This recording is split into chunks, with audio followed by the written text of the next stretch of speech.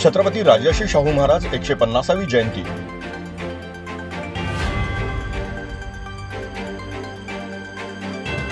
पहिल्याच पावसात उरण रेल्वे स्थानकामध्ये पाणी भरलं, प्रवाशांचे अतोनात हाल।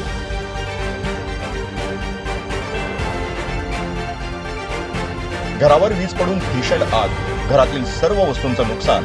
पेणमधील कणे गावातील घटना, वैकुंठ पाटील यांची तातडीनं मोठी मदत। विजेच्या खांबावरून जळत असलेल्या तारा तुटून जमिनीवर पडल्या, बदलापूर हेंद्रेपाडा मधील घटना।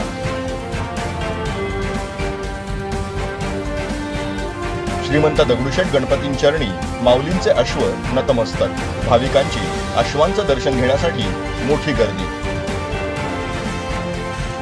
कल्याण डोंबिवलीतील बेकायदा बारवर केडीएमसीची कारवाई, डोंबिवलीतील 3 ते 4 बारसह ढाब्यांच्या विरोधात कारवाई सुरू।